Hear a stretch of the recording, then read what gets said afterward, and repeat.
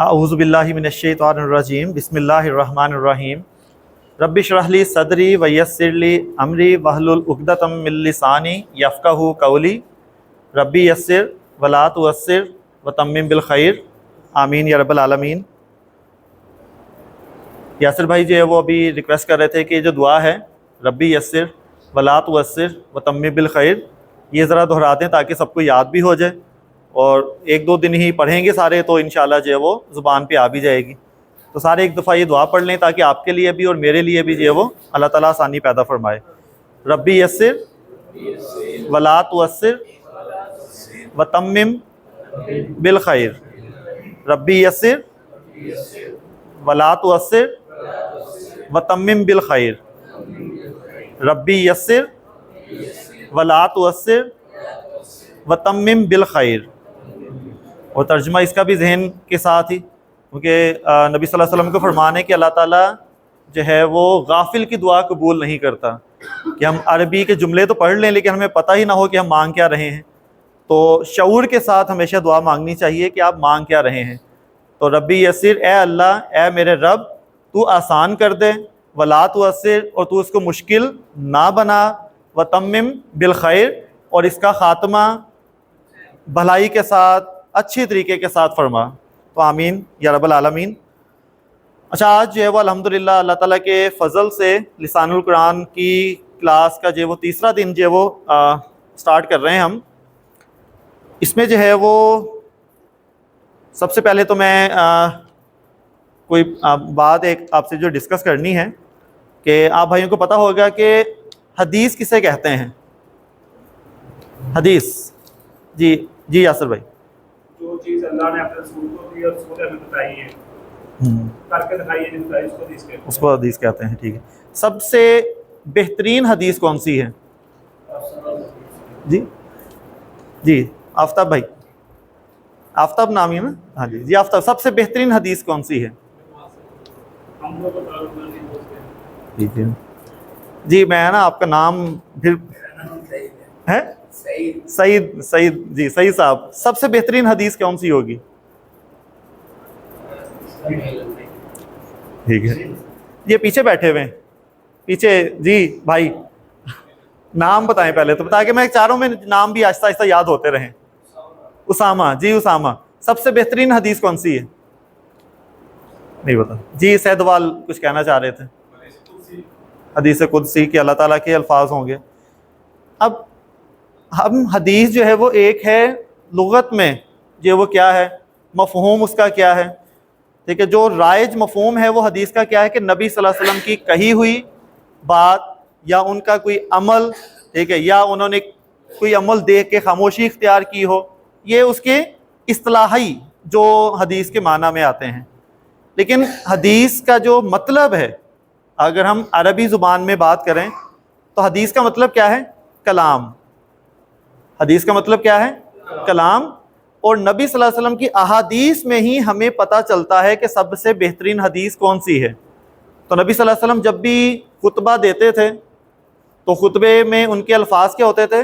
فَإِنَّ خَيْرَ الْحَدِيثِ کتاب اللہ، کہ بے شک سب سے بہترین حدیث کون سی ہے؟ کتاب اللہ، ٹھیک ہے۔ یہ تو نبی صلی اللہ علیہ وسلم کا فرمان ہو گیا کہ حدیث میں سے ہی ہمیں حدیث کا مطلب پتہ چلے گیا کہ حدیث میں سے حدیث کا مطلب۔ اب اللہ تعالیٰ بھی جو ہے وہ حدیث کو قرآن پاک میں بھی جو ہے وہ ذکر کیا ہے، اور اس میں کیا ہے کہ اللہ نزل احسن الحدیث، کہ اللہ نے سب سے بہترین کلام حدیث نازل کی ہے۔ نزل، میں تھوڑا سا ٹائم لوں گا آپ کا، صرف جو ہے وہ قرآن پاک کے ساتھ دلچسپی کی خاطر میں تھوڑی سی باتیں کرتا ہوں۔ ایک ہے نازلہ، نازل کیا، ایک ہوتا ہے انزلہ، ٹھیک ہے، ایک ساتھ ہی نازل کر دینا۔ ایک ہوتا ہے نازل کیا، وہ کوئی بھی چیز جو ہے وہ دی گئی ہے، اتاری گئی ہے۔ انزلہ کا مطلب ہوتا ہے ایک اکٹھا، انا انزلناہ فی لیلۃ القدر، ٹھیک ہے، وہ کہا جاتا ہے کہ پورا کا پورا ایک ساتھ ہی نازل ہوا ہے، انزلہ کا لفظ استعمال ہوا ہے۔ ٹھیک ہے، یہ جو مباحث ہوتے ہیں ہمیں پتہ چلتا ہے کہ وہاں نازلہ استعمال ہوا ہے، یہاں انزلہ ہے، تو اس میں فرق کیا ہے؟ اللہ نے کیوں اتنے مختلف جو ہے وہ استعمال کیے ہیں الفاظ. پھر یہاں پہ کیا ہے؟ اللہ نزلہ. جو نزلہ ہوتا ہے اس کا مطلب ہوتا ہے بڑے ہی اہتمام پرتکلف طریقے سے, ٹھیک ہے, بہت ہی پرتکلف طریقے سے کوئی چیز اگر پیش کی جائے, ٹھیک ہے, اس کو کہتے ہیں پھر نزلہ. وہ نزلہ کے ساتھ آ جاتا ہے, ٹھیک ہے, بہت ہی اہتمام کے ساتھ, بہت تکلف کے ساتھ, بہت ہی جو وہ انتظامات کے ساتھ کہ شیطان کے جانے کے راستے بند کیے, پوری دنیا کو جو وہ پروٹیکٹ کیا گیا کہ کلام نازل ہو رہا تھا. تو جن بھی کہتے تھے کہ پتہ نہیں انسانوں کی بھلائی کا ارادہ ہے یا پھر تباہی کا ارادہ ہے اللہ تعالیٰ کا کہ اتنے زیادہ پہرے لگا دیے ہیں, ٹھیک ہے, یہ پرتکلف طریقے سے جو وہ اس کلام کو نازل کیا. تو اللہ نزلہ, یہ آگے ہم پڑھیں گے, ٹھیک ہے, آگے although یہ اگلے ٹاپک ہیں, لیکن بتانے کا مقصد سے یہ ہوتا ہے کہ تھوڑا سا آپ میں انٹرسٹ پیدا ہو کہ ہاں کچھ جو وہ چیزیں ہیں جو آپ سمجھیں گے تو آپ کو اللہ کا کلام زیادہ اچھی طرح سے جو وہ سمجھنے میں آسانی ہوگی. تو اللہ نزل احسن الحدیث کتابا متشابہا مثانیہ, کہ ایک ایسی کتاب کی شکل میں نازل کیا. وہ احسن الحدیث ہے کیا؟ ایک کتاب ہے قرآن پاک جس میں ملتے جلتے مضامین ہیں اور بار بار دہرائی جانے والی باتیں ہیں. مثانیہ کہتے ہیں دہرانا اس کو. تو آگے ہم پڑھیں گے بھی اس کے متعلق جو وہ کچھ ٹاپک ہے ہمارے. تو بار بار دہرائی جانے والی جو وہ باتیں بھی ہیں. اگلے جو الفاظ ہیں وہ بہت ہلا دینے والے ہیں. یہ سورۃ الزمر کی جو وہ آیت ہے, اور سورۃ الزمر جو ہے وہ اللہ تعالیٰ کی حکمتوں کے خزانوں سے بھری ہوئی ہے.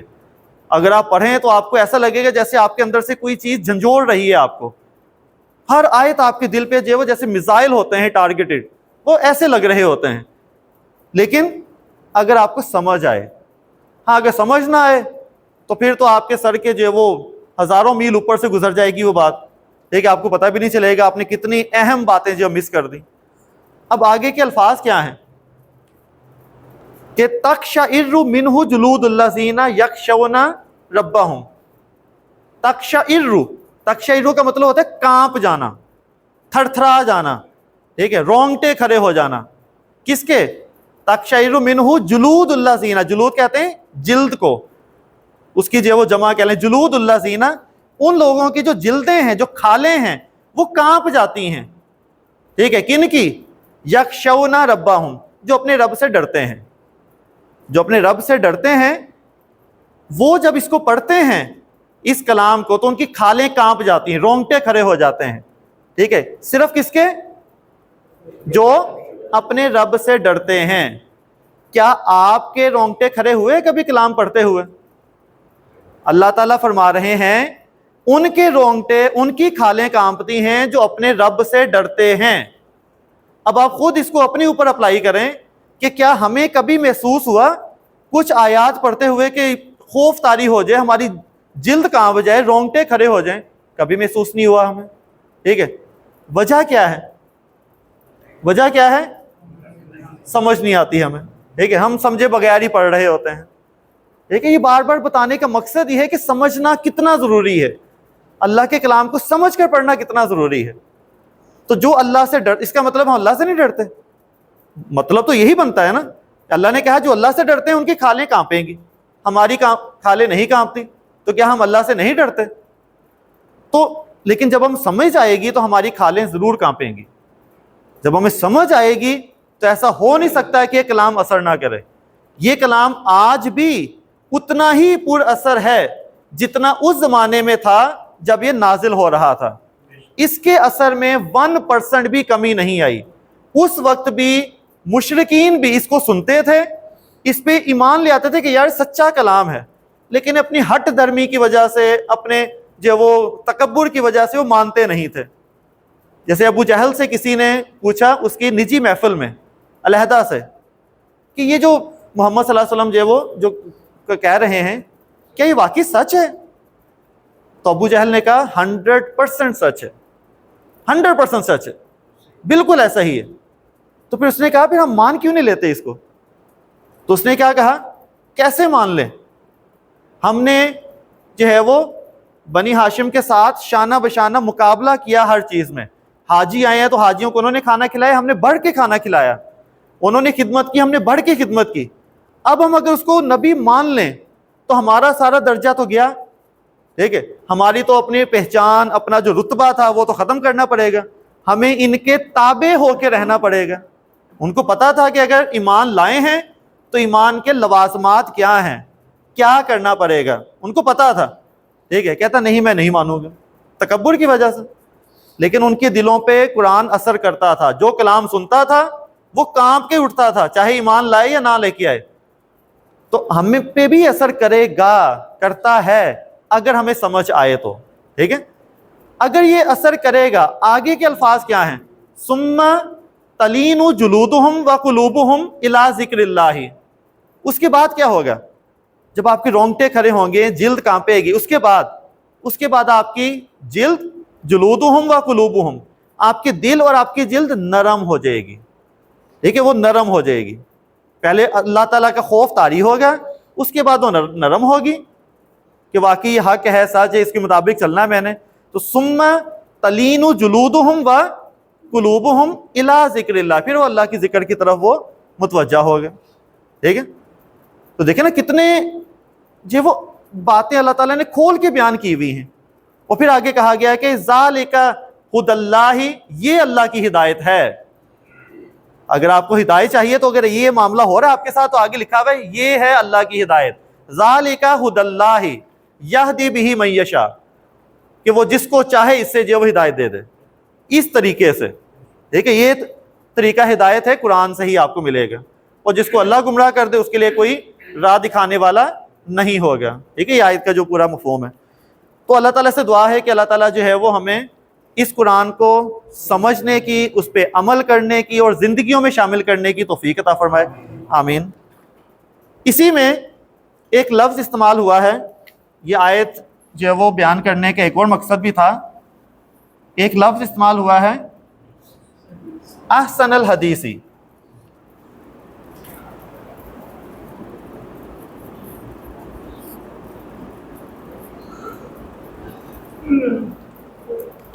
ٹھیک ہے, اب احسن, کیونکہ یہ ٹاپک ہم نے کل پڑھا تھا.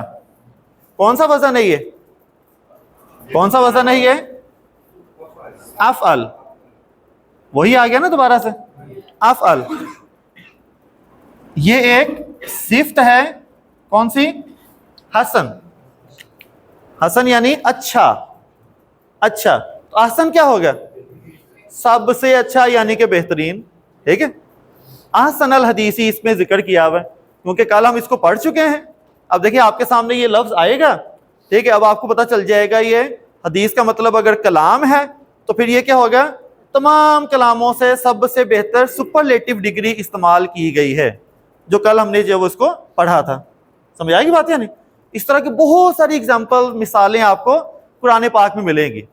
اور جب وہ مثال آپ پک کریں گے جو آپ نے پڑھی ہوئی ہوگی تو آپ پھر اپنے علم پہ, اپنے سیکھنے کو اپریشیٹ کریں گے کہ ہاں واقعی ہم نے سیکھا تھا اور دیکھیں یہاں پہ اپلائی ہو گیا, ٹھیک ہے. پھر وہ آپ کے دماغ میں باتیں بھی بیٹھیں گی, پریکٹس بھی ہوگی. تو قرآن پاک سے یہ چیزیں ڈھونڈتے رہیں, نکالتے رہیں, ٹھیک ہے.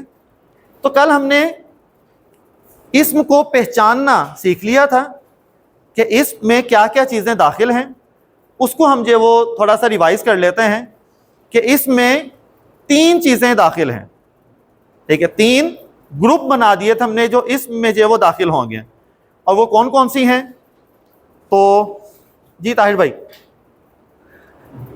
بھول گئے جی, آپ میں نام دوبارہ پھر پوچھوں. نعیم جی, نعیم بھائی.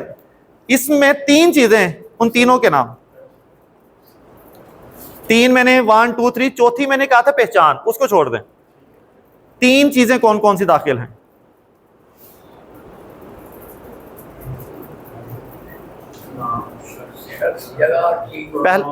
پہلا تھا نام, پہلا تھا نام. وہ نام کس کا ہے وہ بعد میں, پہلا تھا نام. دوسرا کیا تھا, نام میں تو آ گیا نا, نام میں شخص بھی آ گیا, جگہ بھی آ گئی, کام کا نام بھی آ گیا, وہ بات کی بات ہے. ایک نام, دوسرا ضمائر یا پروناؤن, نام کی جگہ پر استعمال ہونے والے الفاظ. نام کی جگہ پر, اب اس کو پروناؤن کہیں, ضمائر کہیں, آپ کو نہیں سمجھ آ رہی, ضمائر کیا ہوتا ہے, پروناؤن کیا ہوتا ہے, چھوڑیں اس کو. نام کی جگہ پر استعمال ہونے والا کوئی بھی لفظ, یہ, وہ, ہم, میں, نام کی جگہ پہ, ٹھیک ہے, تو نام کی جگہ جو بھی استعمال ہو رہا ہے وہ ہی, شی, اٹ, دے, دیٹ, دوز, ٹھیک ہے. تو نام کی جگہ جو بھی لفظ استعمال ہوگا وہ بھی کیا ہے, اسم, وہ اسم میں داخل ہو گیا. تیسری چیز اس میں کیا داخل تھی, صفت, کسی کی صفات, کوالٹیز, ٹھیک ہے. صفت چاہے وہ اچھی ہو کوالٹی یا بری ہو, دونوں ہی آ جاتی ہیں, ٹھیک ہے, اچھی اور بری دونوں ہی آ جاتی ہیں, ٹھیک ہے. تو وہ صفت بھی کیا ہے, اسی میں داخل ہے. پھر ہم نے صفت کو مزید کھولا تھا کہ صفت میں کوالٹی بھی آ جاتی ہے, پھر صفت کے اندر رنگوں کے نام بھی آ جاتے ہیں, پھر صفت میں کمپیریزن بھی آ جاتا ہے, اس سے بہتر یا سب سے بہتر, ٹھیک ہے. وہ ہمیں ایک فریم مل گیا تھا کہ احسن, اکبر, اصغر, ٹھیک ہے, اس میں یہ ساری چیزیں ہم نے پڑھ لی تھی. وہ صفات کی کمپیریٹیو ڈگریز تھی, ٹھیک ہے, وہ سب سے بہتر یا اس سے بہتر. پھر ہم نے کہا تھا کہ اگر آپ کو معنی نہیں پتا تو اس کے معنی جانے بغیر بھی ایک طریقہ ہے, شارٹ کٹ کہہ لیں, لیکن وہ ہمیشہ اپلائی نہیں ہوگا. وہ بھی ایک میتھڈ ہے کہ اگر معنی نہیں پتا تو شاید چوتھے طریقے سے آپ پتہ چلا لیں کہ اسم ہے یا نہیں ہے. وہ اسم کی پہچان وہ کون سی تھی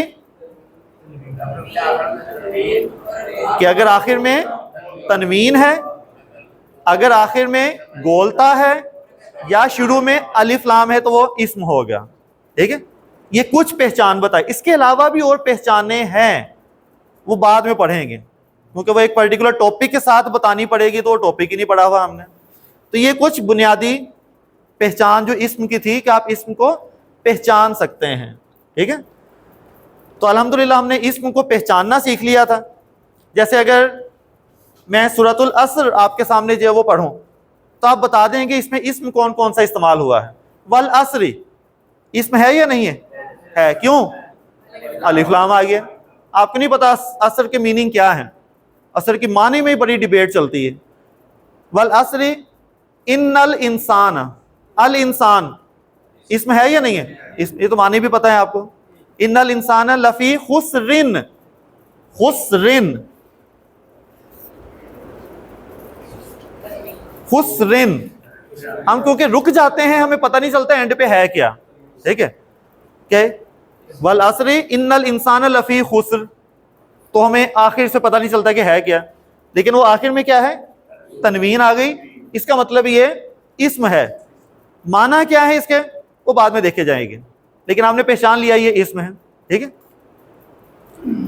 تو یہ اسم کی کچھ پہچان ہو گئی تھی. اب آگے جو ہم ٹاپک پڑھنا شروع کرنے لگے ہیں آج کے دن بھی اور اگلے 3 دن, وہ بہت اہم ہوں گے. اگر اس میں سے کوئی ایک بھی ٹاپک آپ کا مس ہو گیا تو آپ جملہ نہیں بنا پائیں گے, کیونکہ جملے بنانے کے لیے جو لوازمات ہیں یہ چیزیں چاہیے. جملہ اسمیہ بنانے کے لیے جو لوازمات ہے وہ یہاں پہ ہم نے ڈسکس کرنا ہے. اگر ایک بھی چیز مس ہو گئی تو جب میں جملہ بناؤں گا میں کہوں گا اس میں یہ چیز داخل ہوگی, یہ چیز شامل کی ہوگی, اور آپ نے وہ پڑھی ہی نہیں ہوگی, تو وہ ایک بلینک جو ہے وہ صفحہ رہ جائے گا آپ کے ذہن میں. پھر اس کو سمجھانا بھی بڑا مشکل ہو جائے گا کہ وہ کیا ہے, کیونکہ پورا ٹاپک ایک ترتیب سے سمجھایا جاتا ہے. تو یہ آج کا اور آگے کا کچھ ٹاپک بہت اہم ہے, کیونکہ اس کی بنیاد پر آپ نے جملے بنانے ہیں, وہ پھر جملے جو ہے وہ بننا شروع ہو جائیں گے انشاءاللہ.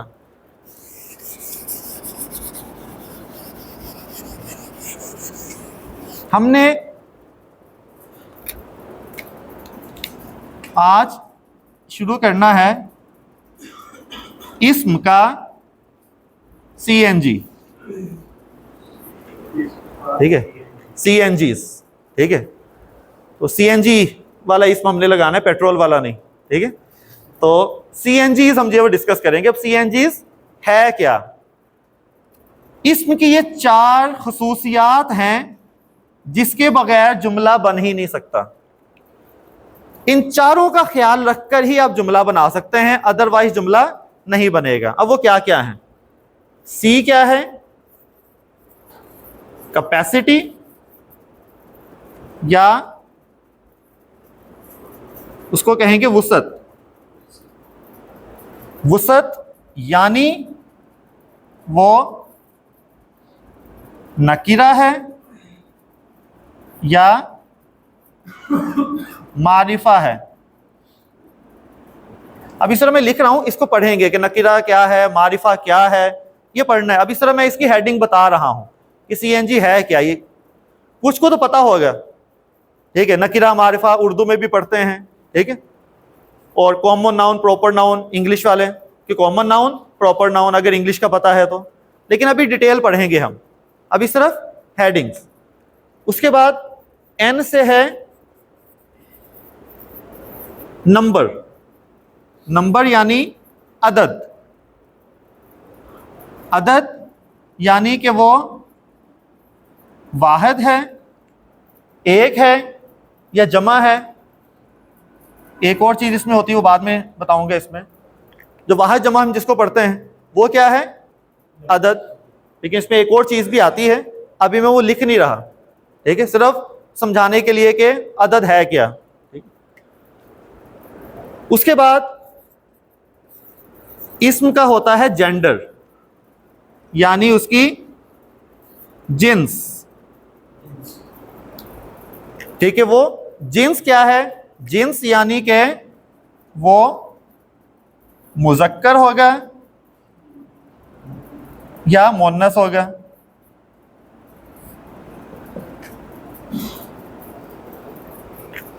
تو جینڈر مذکر یا مؤنث, کیونکہ اس کے لحاظ سے ہی جملہ بنے گا, ٹھیک ہے. اگر مذکر ہوگا جیسے ہم کہتے ہیں کہ کھانا کھایا ہے, کھانا کھائی تو نہیں کہیں گے نا ہم, تو مذکر مؤنث کا خیال رکھنا پڑے گا ہمیں جملہ بناتے وقت کہ وہ کھائی کہنا ہے یا کھایا کہنا ہے, ٹھیک ہے, یا میں پین قلم میں نے رکھا ہے یا قلم میں نے رکھی ہے. وہ پھر اس کے مطابق جو وہ جملہ بنے گا کہ ہمیں مذکر مؤنث بھی جو وہ پتہ ہونے چاہیے, جینڈر. اور آخری جو چیز ہے وہ ہے اس کا سٹیٹس. اسم کا بھی ایک سٹیٹس ہوتا ہے جملے میں, ٹھیک ہے. ایک اس کا بھرم کہہ لیں کہ ایک روب کہہ لیں, ایک سٹیٹس ہے اس کا بھی کہ میرا یہ سٹیٹس ہے, ٹھیک ہے. کسی کا سٹیٹس ہائی ہوتا ہے, کسی کا لو ہوتا ہے, ٹھیک ہے. تو یہ اسم کا ایک سٹیٹس ہے جسے ہم کہتے ہیں اعراب. اسے اعراب کہا جاتا ہے. تو اعراب یہ بالکل ہی ایک نئی چیز ہوگی.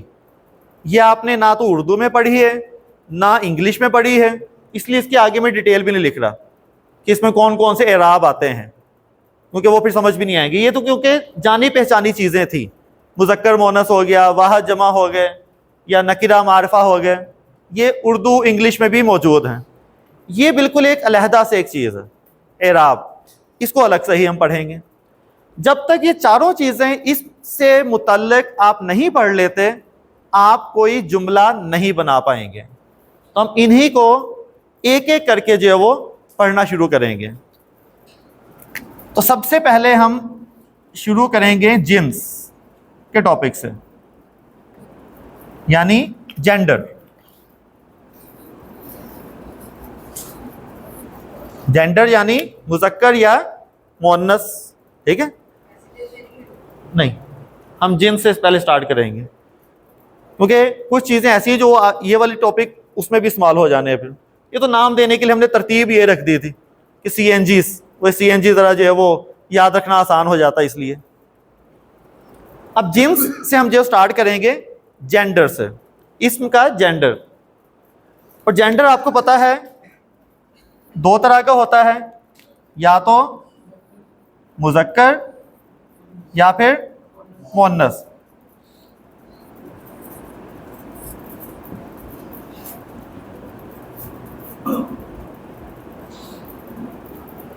اب مذکر اور مؤنث, اس میں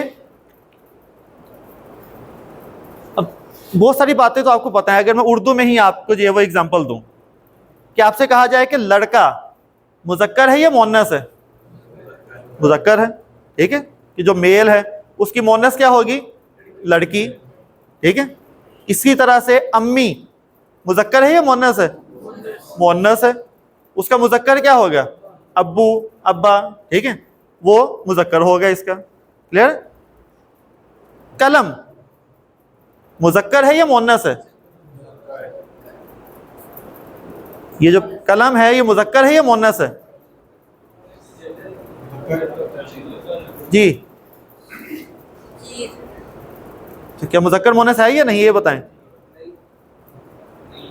जी।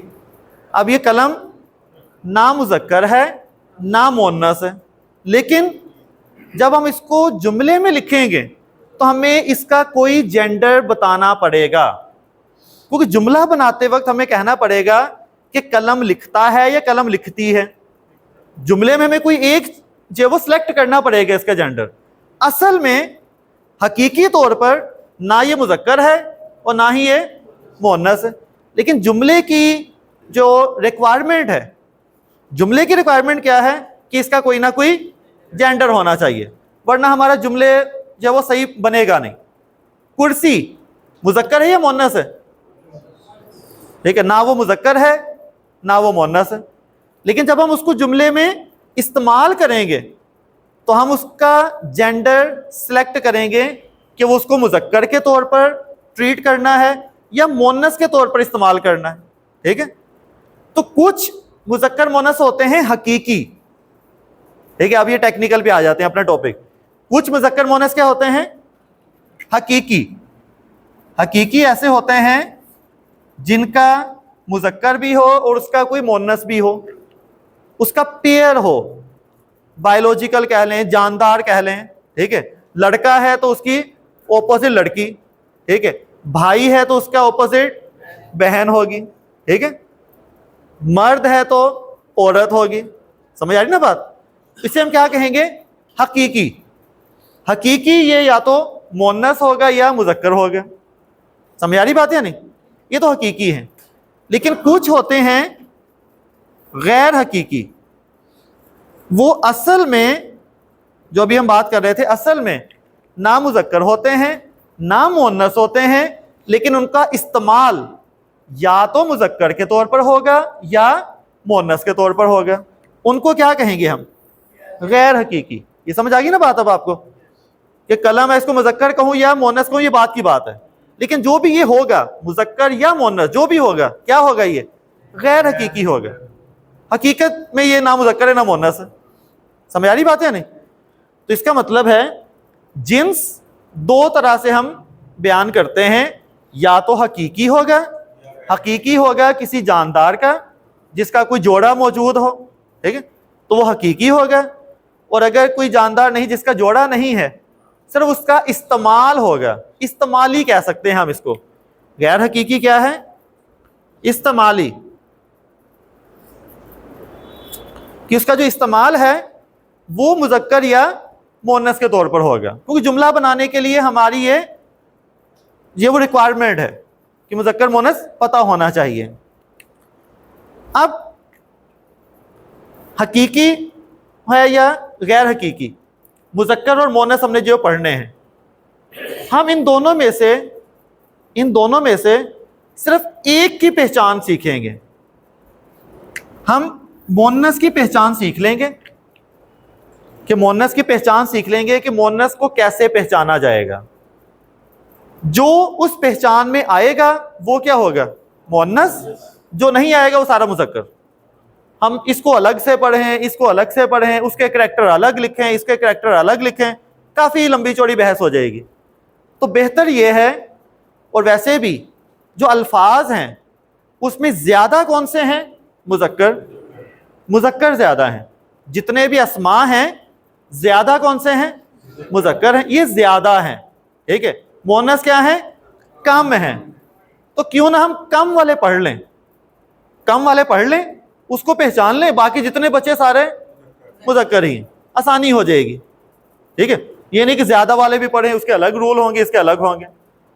तो हम मुअन्नस की पहचान अब यहाँ पे डिस्कस करेंगे कि मुअन्नस को कैसे पहचानेंगे। ठीक है, अब ये जो मुअन्नस होगा, जाहिर है ये भी क्या होगा? या तो हकीकी होगा या फिर गैर हकीकी होगा। ठीक है, ये मुज़क्कर में भी है, मुअन्नस में भी होता है, लेकिन अब हम सिर्फ मुअन्नस के लिए बात कर रहे हैं। मुज़क्कर भी हकीकी गैर हकीकी हो सकता है। ठीक है, तो अब मुअन्नस की पहचान کہ علیحدہ سے لکھ لیں کہ یہ ہم مونس کی پہچان کی بات کر رہے ہیں.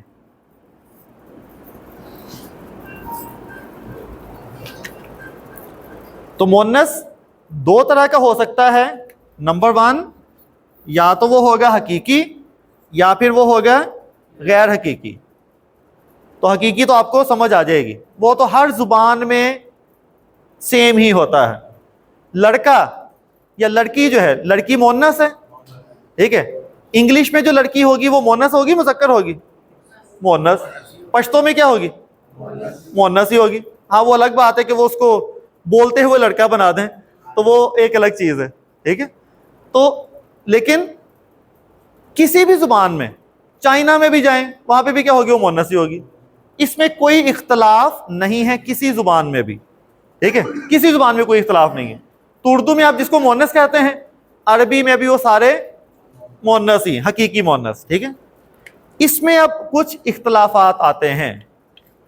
اس میں کچھ اختلافات آئیں گے کہ کچھ چیزوں کو ہم مذکر کہہ رہے ہوں گے، عرب اس کو مونس کہہ رہا ہوگا، ٹھیک ہے. ہم کسی کو مونس کہہ رہے ہوں گے، عرب اس کو مذکر کہہ رہا ہوگا. تو اس میں پھر جو وہ اختلاف رائے ہو سکتی ہے، ٹھیک ہے، کیونکہ حقیقی نہیں ہے. یہ تو استعمال ہے نا. پھر استعمال تو وہ جو زبان ہوتی ہے، وہ زبان میں جس طرح کا کوئی لہجہ فٹ ہوتا ہے اس کے مطابق اس کو استعمال کر لیں. تو حقیقی اور غیر حقیقی. اب جو غیر حقیقی ہیں،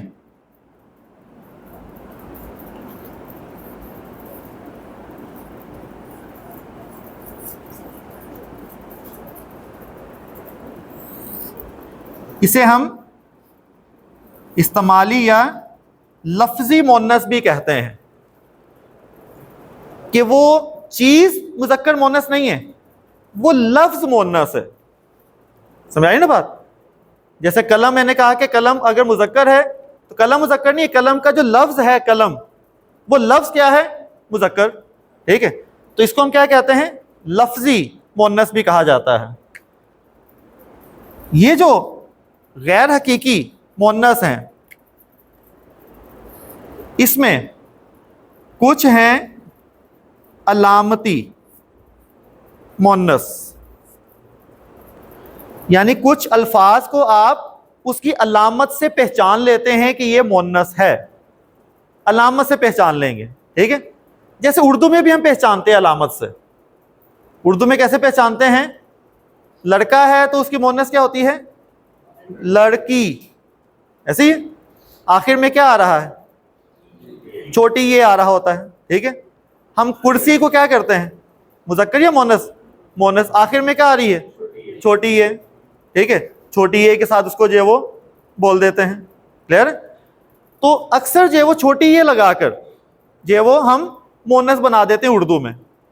عربی میں بھی کچھ علامات ہیں، اگر وہ علامت موجود ہوگی لفظ میں تو اسے کیا کہیں گے؟ ہم مونس کہیں گے. وہ دو علامات ہیں صرف. دو کون سی؟ اگر آخر میں گول تا ہے تو وہ مونس ہے، ٹھیک ہے. آخر میں اگر گول تا ہے تو وہ مونس. اب یہ کتنی بڑی پہچان ہو گئی. کتنے گول تا والے الفاظ ہوں گے، آپ کو پکا پتا چل جائے گا یہ مونس ہے، چاہے آپ کو اس کے معنی آتے ہوں یا نہ آتے ہوں. آپ کو نہیں پتا اس کا مطلب کیا ہے، لیکن آخر میں کیا ہے؟ گول تا. اس کا مطلب مونس، ٹھیک ہے. جنہ، ہم نے کل ایک لفظ لکھا تھا جنہ، آخر میں کیا آ رہا ہے؟ گول تا. تو یہ جنہ جو ہے وہ مونس کے طور پر، لیکن لفظ مونس ہے. جنت اگر مونس ہے، اس کا مذکر تو کوئی نہیں ہوگا کہ اس کا کوئی مذکر بھی ہو، حقیقی تو نہیں ہے یہ. تو یہ آخر میں گولتا ہے، اس کا مطلب ہے یہ مونس ہے، آخر میں گولتا. دوسری ایک علامت ہے لیکن وہ نہیں بتانی، ٹھیک ہے. دو علامتیں ہیں لیکن آپ نے کتنی یاد رکھنی ہے؟ ایک ہی یاد رکھنی ہے، ٹھیک ہے. دوسری ابھی نہیں بتانی، آگے جا کے بتائیں گے کیونکہ اس میں کچھ چیزیں جو ایڈ کرنی پڑیں گی. لیکن بتا دیا کہ دو علامتیں ہوتی ہیں. آپ نے ابھی کون سی یاد رکھنی ہے؟ ایک ہی یاد رکھنی ہے، گولتا والی. ٹھیک ہے، یہ پکی ہوگی. آگے جب چلیں گے ایک اور اس کے ساتھ ہی جو چپ کر کے ساتھ میں ایڈ ہو جائے گی. اور آپ کو پتہ بھی نہیں چلے گا. تو آخر میں گولتا ہوگی تو وہ مؤنث ہے. یہ علامت ہے, علامتی مؤنث. ٹھیک ہے. اس کے بعد سیکنڈ ہے سمائی مؤنث. سمائی ہوتا ہے, علامت تو ہمیں کوئی نہیں نظر آ رہی, لیکن جو زبان دان ہوگا وہ اس کو مذکر یا مؤنث استعمال کر رہا ہے. تو عرب سے سن سن کے ہمیں پتہ چلے گا کہ یہ مؤنث استعمال کر رہا ہے, یہ مذکر استعمال کر رہا ہے. ٹھیک ہے. علامت کوئی نہیں اس میں, وہ زبان دان کی مرضی ہوتی ہے کہ جو زبان ہوتی ہے. اب اردو میں بہت ساری چیزیں, اب قلم کو ہم مذکر کیوں کہتے ہیں, کیا وجہ ہے؟ کوئی آپ سے یہ پوچھے کہ قلم کو مذکر کیوں کہتے ہیں, آپ اردو بولنے میں قلم کو مذکر کیوں کہتے ہیں, وہ کہے گا ہماری مرضی. ٹھیک ہے, ہماری مرضی, ہماری اردو کا سٹرکچر جیسا بنا ہوا ہے اس میں یہ مذکر ہی ہے بس. کوئی وجہ نہیں ہے اس کی کوئی لوجک نہیں ہوتی. یہ ٹوٹلی ہوتا ہے وہ زبان میں اس چیز کو جیسے بھی استعمال کیا جا رہا ہے. یہی چیز عرب میں ہوگی کہ بہت ساری چیزیں وہ مذکر یا مؤنث استعمال کرتے ہیں, تو ہمیں ان سے سن سن کے پتہ چلے گا کہ یہ مذکر ہے یا مؤنث ہے. کوئی اس کا اصول نہیں ہے. لیکن پھر بھی علماء اکرام نے بڑی محنت کے ساتھ اس کے پھر بھی کچھ اصول نکال ہی لیے تاکہ ہمیں کچھ نہ کچھ تو سمجھنے میں آسانی ہو نا. حالانکہ اس کا کوئی اصول نہیں ہے, لیکن پھر بھی یاد رکھنے کے لیے کچھ اصول ہمارے پاس موجود ہیں کہ ہم کچھ چیزیں تو یاد رکھ سکیں کہ مذکر کون سی ہوگی اور مؤنث کون سی ہوگی. اس میں کیا کیا ہیں؟ اس میں سب سے پہلے ہوا اور اس کے جو نام ہوں گے, ہوا سے ملتے جلتے جتنے بھی نام ہوں گے, ہوا کا ایک نام تو نہیں ہوگا. ٹھیک ہے, ہوا بھی ہوگا, آندھی بھی ہوا ہی ہے. ٹھیک ہے, طوفان بھی ہوا ہی ہے, تو وہ ریح ہوگا یا اعصار ہوگا, ہوا والا جو بھی نام ہوگا. ٹھیک ہے, عربی میں اگر کوئی لفظ لکھا ہوا ہے اور اس کا مطلب ہوا کے کسی نام سے ملتا جلتا ہے تو اس کا مطلب وہ کیا ہوگا, مؤنث, یا مؤنث کی بات کر رہے ہیں. ٹھیک ہے, تو عرب ہواؤں کے نام کو مؤنث کے طور پر استعمال کرتا ہے. وہ سارے ہواؤں کے نام ایک جگہ جمع ہو جائیں گے. اس کے علاوہ عرب شراب کے ناموں کو, شراب والے بھی جتنے بھی نام ہوں گے ان سب کو مؤنث استعمال کرتا ہے. ٹھیک ہے, شراب کے جو نام ہوں گے, کوئی بھی نام آئے آپ کو یہ پتا چل جائے کہ یہ ایک شراب کا نام ہے, بھئی اتنا پتا چل جائے کہ ایک شراب کا نام ہے. انہوں نے جو مرضی نام رکھا وہ اس کا مشروب کہہ لیں. ہاں, شراب اصل میں جو ہے وہ جو ٹیکنیکلی جو شراب ہے وہ یہ ہے کہ جو نروس سسٹم پہ جو دماغ پہ اثر کرتی ہے. ٹھیک ہے, اس کو ہم بات کر رہے ہیں. جیسے یسألونک عن الخمر, وہ خمر, وہ ہر کوئی شراب کی بات تو نہیں ہو رہی تھی, وہ شراب کی بات ہو رہی تھی جو بہکانے والی ہے. ٹھیک, اسی کی پرٹیکولرلی. ٹھیک ہے, تو اس کے جو نام ہوں گے وہ سارے کے سارے کیا ہوں گے, مؤنث ہوں گے. اس کے علاوہ جو آگ کے جتنے بھی نام ہیں, کیونکہ آگ کا بھی کوئی ایک نام تو نہیں ہوگا, نار بھی ہے, سعیر بھی ہے, جہیم بھی ہے. جہنم کی آگ کے کتنے نام ہیں, قرآن پاک اگر آپ کھولیں تو کتنے نام بھرے ہوئے ہیں جہنم کی آگ کے. تو اگر کوئی جہنم کی یا کسی بھی آگ کا ذکر ہو رہا ہے, چاہے دنیا کی آگ چاہے آخرت کی آگ کا ذکر ہو, آگ کا جو بھی نام ہوگا وہ کیا ہوگا, مؤنث ہی ہوگا. ٹھیک ہے, تو ہواؤں کے نام, شراب کے نام اور آگ کا نام, چلو تینوں کے ایک ساتھ ہی یاد کر لو بجائے اس کے کہ تینوں کو الگ الگ یاد کریں. ٹھنڈی ٹھنڈی ہوا چل رہی ہے, ٹھنڈی ٹھنڈی ہوا چل رہی ہے اور آپ شراب پی رہے ہیں مزے سے, انجام کیا ہوگا, آگ ہی ہوگا پھر. ٹھیک ہے, تو یہ تینوں کو ملا لیتے ہیں. ٹھیک ہے, تو اگر ٹھنڈی ہوا میں آپ نے شراب کا سہارا لیا ہے تو پھر انجام کیا ہے, آگ ہی ہے. ٹھیک ہے, تو یہ سارے کیا ہیں, مؤنث ہی ہیں. اسلام آباد میں 50 مسجدیں گرانے کا, شراب کے پرمٹ جاری کرنے کا, تو یہی چیز ہے. دیکھیں نا, یہ تو چل اللہ تعالیٰ حفاظت فرمائے ہم سب کی, جس طرح کا چل رہا ہے. اسلامی قانون نافذ کرے किसी भी एक मुल्क में भी हो जाए इस्लामी कानून, तो कम से कम जो बंदा कहे कि हाँ वाकई इस्लाम ज़िंदा है और वो वहाँ पर अप्लाई हो रहा है। नाम के मुसलमान हैं हम, लेकिन इस्लामी कानून नाफिज होना बड़ा ज़रूरी है। अच्छा जी, हवाओं के नाम हैं, शराब के नाम है और आग के नाम, ये क्या है? मुअन्नस हैं। इसके अलावा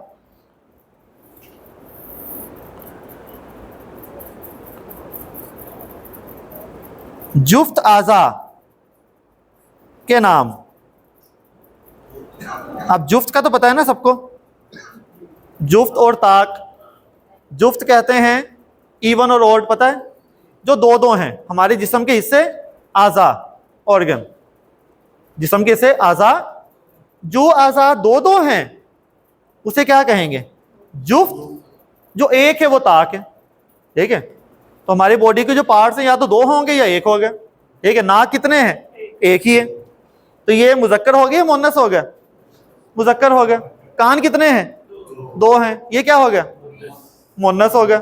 हाथ, यद, यद कहते हैं, वो आगे पढ़ेंगे हम मिसालों में। हाथ क्या है? यद। ये मुज़क्कर है या मुअन्नस है? मुअन्नस है। क्यों? तो दो है। आंखें दो हैं, ठीक है। अभी मैं उसकी अरबी नहीं बता रहा, ठीक है।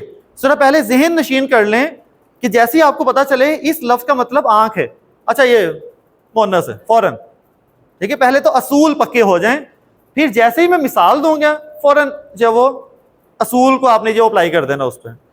तो जो भी जुफ्त आज़ा हैं, कदम, कदम जो है हमारे पाँव हैं, दो हैं या एक है?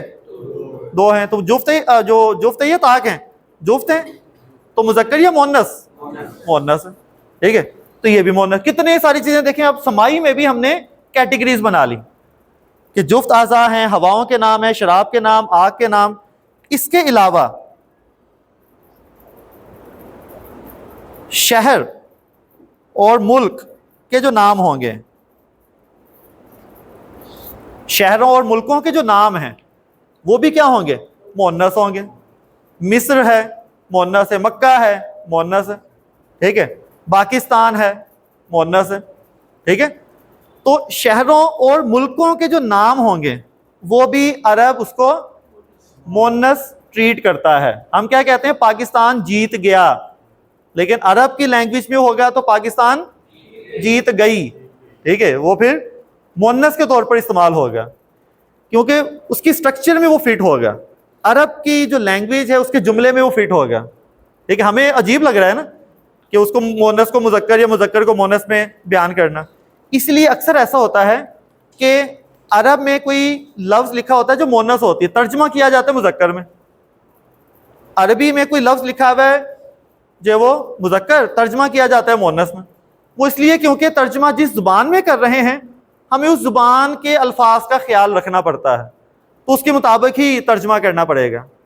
लेकिन अरब के अंदर जो है वो अरबी में ये क्या होगा? फिर मुअन्नस के तौर पर इस्तेमाल होना है। तो क्या क्या चीज़ें मुअन्नस हो गई? हवाओं के नाम, शराब के नाम, आग के नाम, जुफ्त आज़ा के नाम, शहर और मुल्क के नाम, ये हो गए, ठीक है। इसके अलावा है फिर कुछ मुतफरक,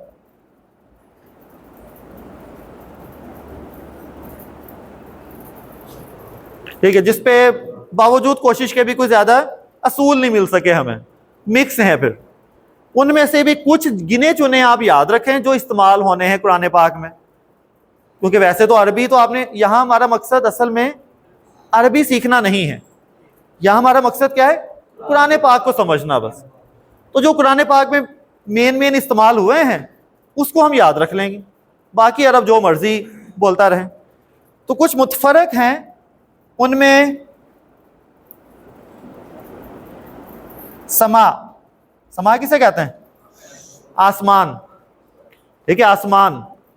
तो आसमान, समा, ये भी क्या है? अरब में मुअन्नस के तौर पर इस्तेमाल होता है। इसके अलावा आसमान में क्या चीज होती है? शम्स। शम्स किसे कहते हैं? सूरज को। ये सूरज भी क्या है? मुअन्नस। और फिर हम कहाँ रहते हैं? ज़मीन पे, और वो है अर्ज़ या अर्द, ये भी क्या है? मुअन्नस इस्तेमाल होता है, ठीक है। इसके अलावा اگر زمین ہلے ہماری جان نکلتی ہے، ٹھیک ہے، تو جان کیا ہے؟ نفس. نفس بھی کیا ہے؟ مؤنث ہے. یعنی کہ نفس کا لفظ، اور نفس کا لفظ بہت استعمال ہوا ہے قرآن پاک میں، ارض بہت زیادہ استعمال ہوئی ہے، ٹھیک ہے، یہ سب کیا ہے؟ مؤنث ہے. ٹھیک ہے، زمین پہ ہم رہتے کہاں ہیں؟ زمین پہ. لیکن زمین پہ بھی کسی گھر میں ہی رہتے ہوں گے نا، تو وہ جو گھر ہے، دار، دار کسے کہتے ہیں؟ گھر کو. وہ گھر بھی کیا ہے؟ مؤنث ہے. لیکن یہاں ایک بات اور ذہن میں رکھ لیں، نوٹ کر لیں، کیونکہ یہ غلطی بہت زیادہ ہوتی ہے. گھر کے لیے بہت سارے دوسرے الفاظ بھی ہیں. ایک تو آپ کو پتا بھی ہے، گھر کے لیے ایک اور لفظ ہے، کون سا؟ کیا؟ بیت نہیں، صحیح کہہ رہے ہیں لیکن بیت نہیں، بیت. بیت ٹھیک ہے. تو وہ جو بیت ہے وہ بھی کیا ہے؟ گھر ہی ہے، لیکن وہ مؤنث نہیں ہے. یہ نہیں میں نے کہا کہ گھر کے جتنے بھی نام ہیں، اگر یہ ہوتا تو پھر اس کو یہاں لکھ دے کہ گھروں کے نام. لیکن گھر میں صرف جو دار والا لفظ ہے یہ مؤنث ہے، جو بیت ہے وہ کیا ہے؟ وہ مذکر ہے. سمجھ آ رہی نا بات؟ تو سارے گھر کے نام نہیں، گھر کے اور بھی بہت سارے نام ہوں گے. تو دار بھی کیا ہے؟ مؤنث. اس کے علاوہ حرب، حرب کہتے ہیں لڑائی کو، جنگ کو، ٹھیک ہے. اور جنگوں کے بھی بہت سارے نام ہوتے ہیں، ہم غزوہ بھی کہتے ہیں، ہم بہت سارے دوسرے بھی. وہ غزوہ تو چلو مؤنث آ جائے گا. کیوں مؤنث آئے گا غزوہ؟ غزوہ مذکر ہے یا مؤنث ہے؟ چلیں، کیوں مؤنث ہے؟ کیونکہ آخر میں کیا آ رہی ہے؟ گولتا آ رہی ہے. وہ اس کی وجہ سے ہے، ٹھیک ہے، وہ تو وہاں سے پہچانا جائے گا. تو جنگوں کے بھی بہت سارے نام ہوں گے، لیکن ان میں سے جو حرب ہے یہ کیا ہے؟ مؤنث. ٹھیک ہے. اور اگر آپ کی کسی سے لڑائی ہو جائے تو آپ اس کو ماریں گے ڈنڈا نہیں، ضرب نہیں. ڈنڈا کیا ہے؟ عصا. وہ جو عصا ہے یہ کیا ہے؟ یہ بھی مؤنث ہے. بس یہ کچھ مین باتیں آپ نے یاد رکھنی ہے. متفرق جو اسماء ہیں، تو سما آسمان، شمس سورج، ارض زمین، نفس جان، دار گھر، حرب جنگ یا لڑائی، عصا ڈنڈا، عصا جو لاٹھی کہہ لیں، ٹھیک ہے، وہ کیا ہے؟ مؤنث ہے. جی احمد کچھ کہہ رہے ہیں. کون سا؟ حرب تو ہے کافی جگہ پہ، جب حرب ہے پھر حرب کے ساتھ جو ہتھیاروں کا ذکر بھی ہے. اس کا یہ دار کا کیا بتایا آپ نے؟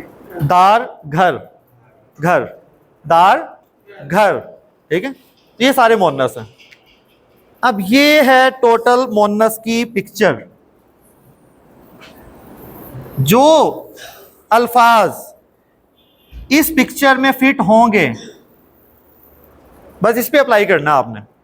جو لفظ اس میں کہیں فٹ ہو رہا ہے تو وہ مؤنث ہے، اگر نہیں فٹ ہو رہا مذکر. بس اس کو آپ نے دیکھنا. سب سے پہلے دیکھنا ہے وہ حقیقی ہے یا غیر حقیقی. نہیں ہے، اگر حقیقی ہے تو وہیں پتہ چل جائے گا، ٹھیک ہے، فیصلہ ہو گیا، وہ تو رولا ہی کوئی نہیں. اگر نہیں ہے پھر آگے چلیں گے غیر حقیقی. اگر گولتا نظر آ رہی ہے کہانی ختم، ٹھیک ہے، ادھر ہی رک گئے. ہاں اگر گولتا نہیں ہے پھر آگے چلیں گے. پھر آگے آپ جائیں گے، پھر ان میں سے دیکھیں گے ہوا کا نام تو نہیں، شراب کا، آگ کا، جفت اعضاء، شہر کا، ملکوں کے نام نہیں، یا متفرق تو نہیں ان میں سے. بس یہ چیک کر لینا، ٹیلی کر لینا، یہ نہیں ہے تو مذکر. جہاں آ گیا وہاں رک گئے آپ، ٹھیک ہے. تو چلیں اس کی ہم آگے دوسرے لیکچر میں اس کی پریکٹس کریں گے، ہم اس کی پریکٹس کریں گے انشاءاللہ، تاکہ یہ چیز جو پکی ہو جائے.